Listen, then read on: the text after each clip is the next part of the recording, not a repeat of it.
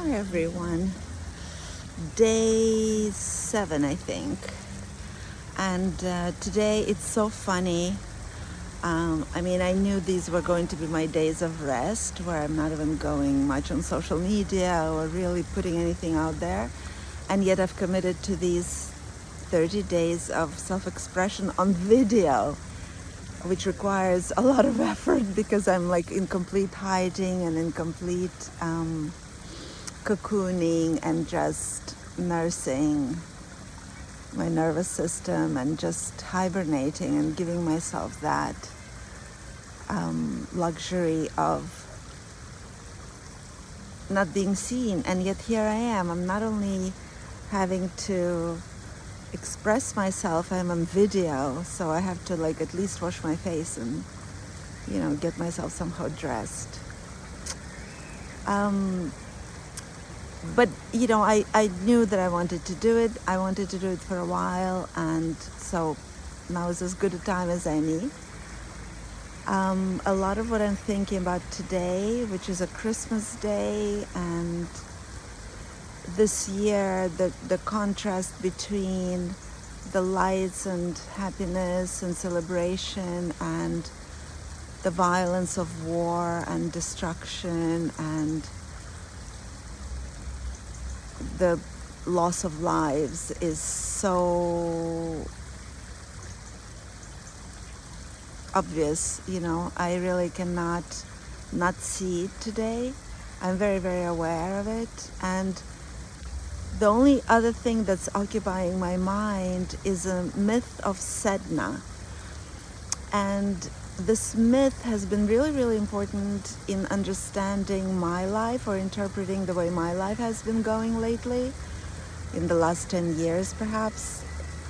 Because about 10 years ago, I had someone read my chart astrologically for the first time, and they told me that asteroid Sedna is very active in my life. And I've read the myth in many different interpretations, but the thing that is very, very clear, like the kind of carcass of it, the essence of it that I would love to share today, is that she was a young woman in her tribe. It's an Inuit tale, northern people, frigid temperatures, cold, severe nature, not very lush, and to survive, her father was trying to get her married, and she didn't feel like she was like anyone else, and she didn't want to just marry just anyone. And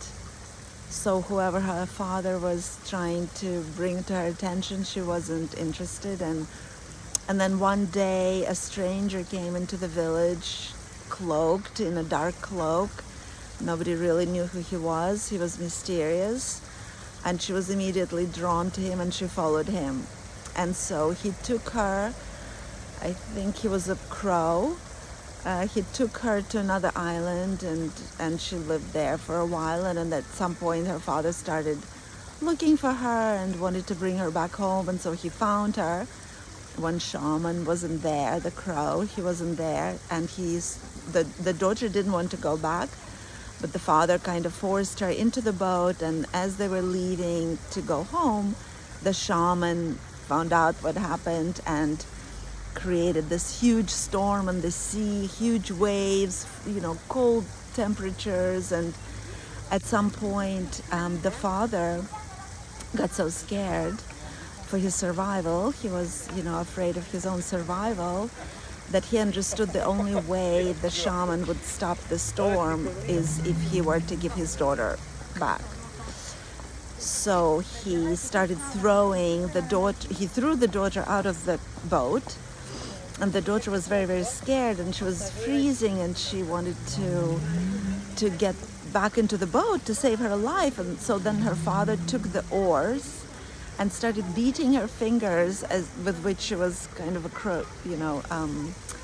trying to get onto the boat or holding onto the boat. And because of all the cold, the fingers broke off.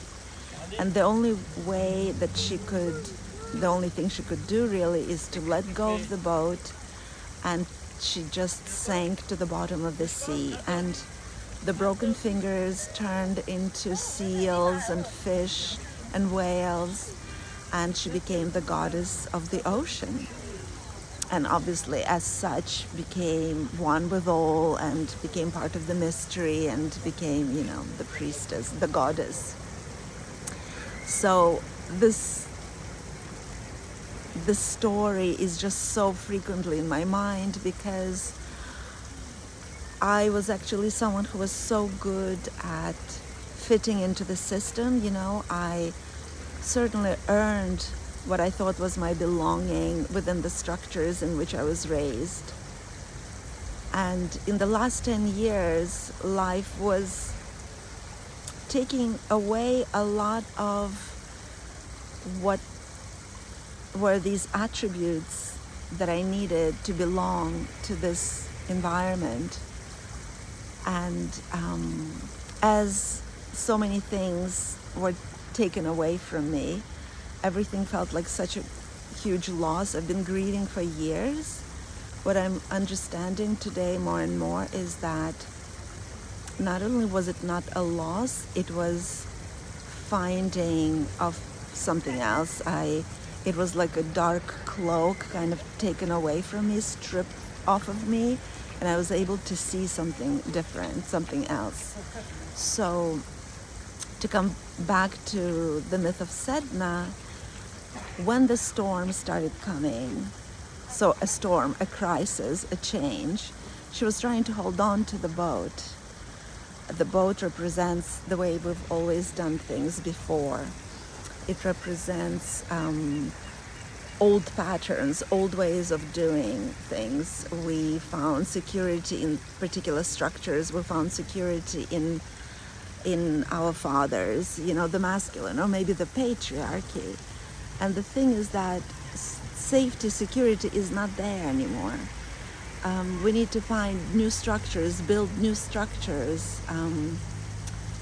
And security is actually in our readiness to dive into unknown.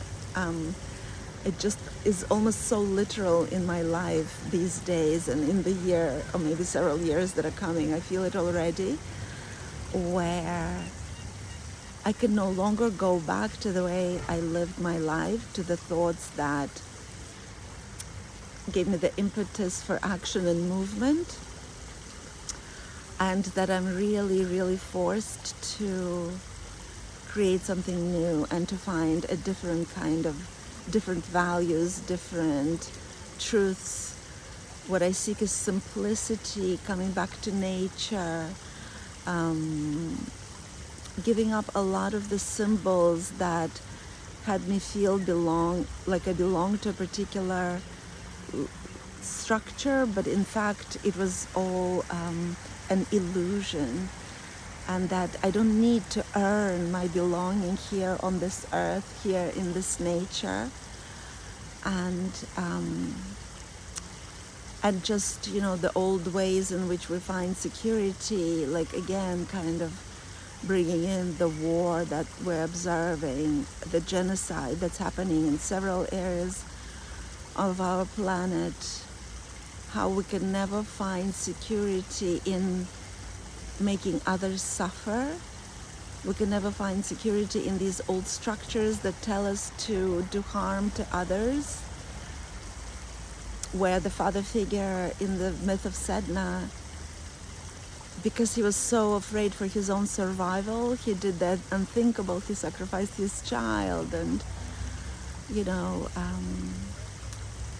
and so I kind of see that reverberating in our stories on the news today, and how safety is not there. We can never be safe by, we can never find our safety by making other people unsafe. Just all that. This is what I'm really, really kind of carrying in me today, and a lot of thoughts about going through a kind of death and rebirth. And I think collectively we're all invited to go through that, but in my own particular life it's just been so obvious. So yeah, this is where I'm at today, and this myth of Sedna is just such a big kind of guiding light in my life. I get so much from it to kind of go back and to reframe it and to find wisdom in it for myself, for where I find myself today, and as I look ahead into the new year. So I wanted to share it with you and let me know how it resonates for you, and I'll see you tomorrow.